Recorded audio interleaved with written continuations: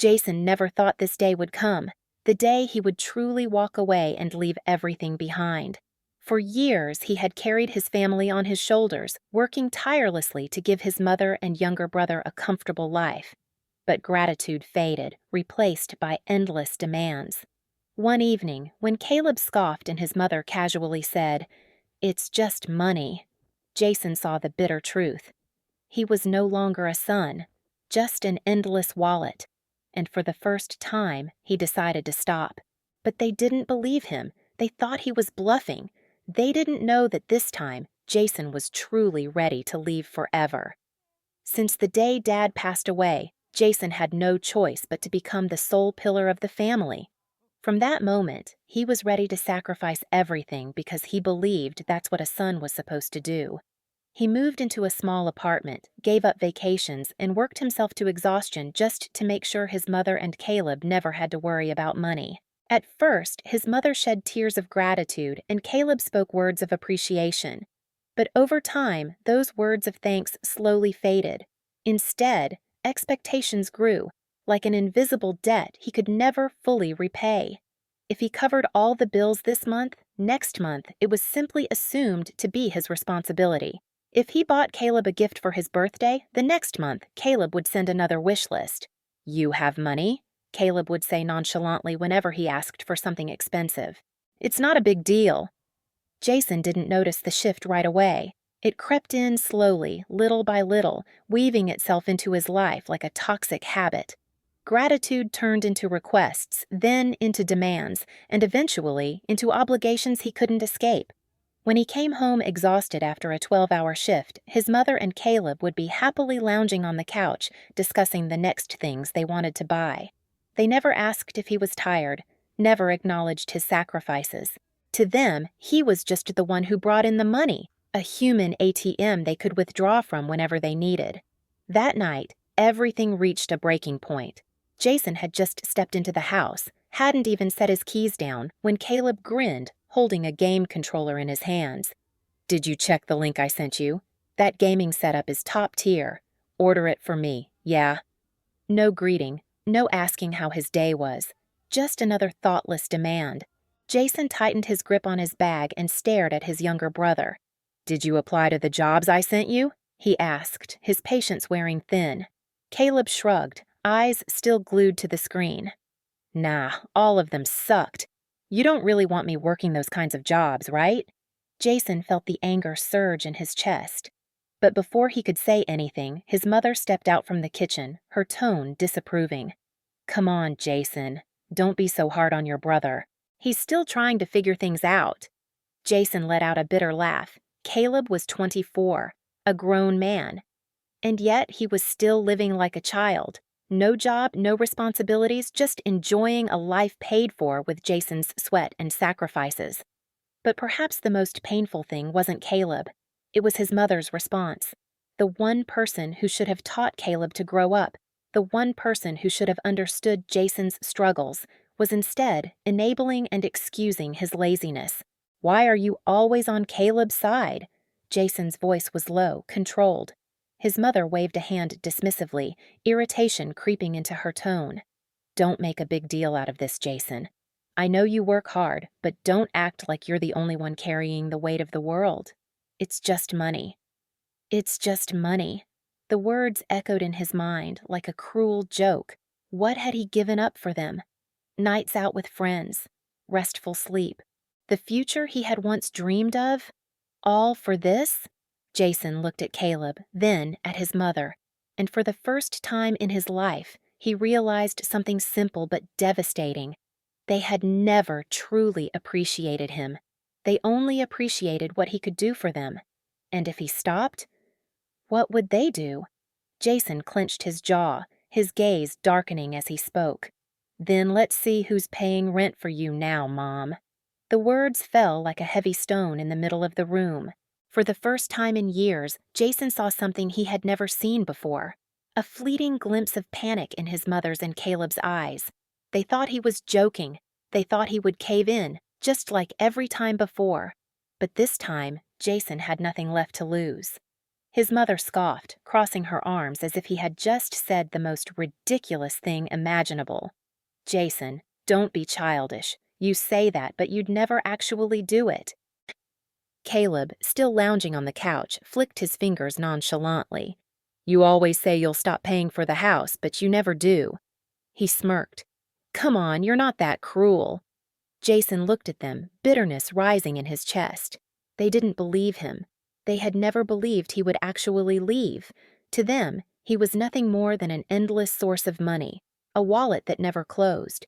But today, they were about to learn the truth. Slowly, Jason pulled out his phone and opened his banking app. A few simple taps, and everything would change. He scrolled to the mortgage payments, hovering his finger over the cancel option. His hand hesitated for a second, his chest tightening. For years, this house had been his burden, the chain dragging him down. But at the same time, it was a responsibility he had never dared to walk away from. But he had no other choice now. Jason pressed the button. Mortgage payment canceled. The room fell into sudden silence. The shift in the air was almost tangible, a new kind of fear creeping into his mother and Caleb. His mother blinked, taking a moment to register what had just happened. Jason, you can't. Jason slipped his phone back into his pocket, his voice eerily calm. You're right, it's just money. And now it's your and Caleb's problem, not mine. His mother's face paled. You can't do this. This is your home. Jason laughed. No, Mom. This was never my home. This was yours and Caleb's. I was just the one paying for it. He crossed his arms, looking at her with an unsettling indifference. Now, you can pay for it yourselves. Caleb shot up from the couch, his face red with anger. Are you insane? You're seriously going to let us end up on the street? Jason shrugged. You're 24, Caleb. You can get a job. You're such a selfish asshole, Caleb shouted. You won't last without family. Jason met his brother's furious gaze, his voice steady and firm. No, Caleb, it's the other way around. Family won't last without me. His mother stepped forward, her voice softening, trying to coax him. Jason, you're tired. You've been overworking yourself and now you're saying things you don't mean. I understand. Jason shook his head. No, Mom. I've never been clearer in my life. He turned away, picking up his car keys. But his mother wasn't ready to give up. Jason, please. We're family. Family helps each other. You can't just abandon me and Caleb. Jason paused at the door, gripping the keys tightly.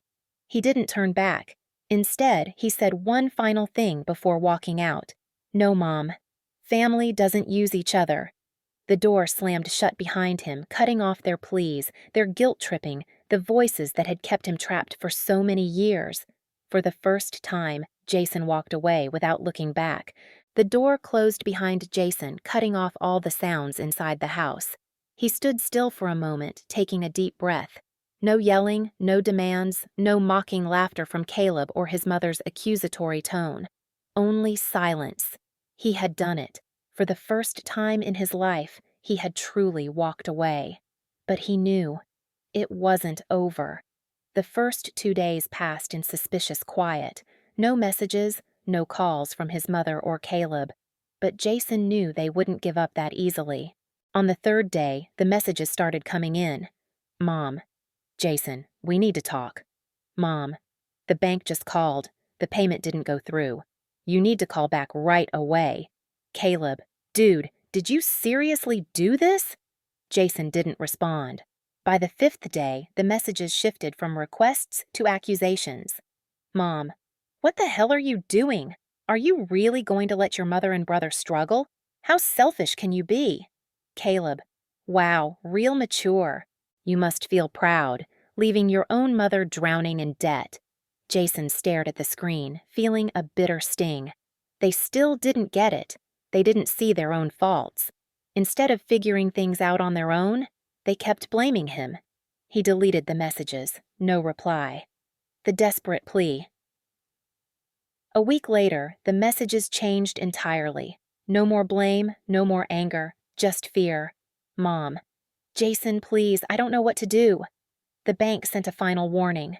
If we don't make the payment this week, we're in serious trouble. Caleb, are you really letting it go this far? Jason read the messages, then set his phone down. He knew this had to happen. They needed to understand that he wasn't their permanent solution. By the 10th day, Jason received another message, this time from an unknown number. Mrs. Reynolds, the neighbor. Jason, your mother just came by. She was crying a lot. She said she's sick and doesn't know how to take care of Caleb. I'm really worried. Can you come check on her? Jason stared at the message. Sick? No way. A part of him wanted to ignore it. But another part, the part that still carried responsibility, told him to check. If she was truly sick, he couldn't just turn his back. But what if this was just another manipulation? Jason took a deep breath and grabbed his car keys. Whatever was waiting for him this time, he wouldn't let himself be played again. Jason drove back to the old house, the place he once called home, but now was nothing more than a fragment of the past. He didn't know what he was expecting, a truly sick mother or another performance designed to pull him back into the same toxic cycle. But either way, he was ready to face it. When he knocked on the door, it took a long time before there was any sound from inside. Finally, the door creaked open, revealing his mother standing in the dimly lit hallway. She was wrapped in a thick blanket, her face gaunt, eyes red and puffy as if she had been crying for days. "Oh, Jason," she rasped, her voice weak, as if she might collapse at any moment. Jason crossed his arms. "Are you really sick?" His mother blinked, her shoulders trembling slightly. I haven't been able to eat. Too stressed, too anxious. I don't know what to do."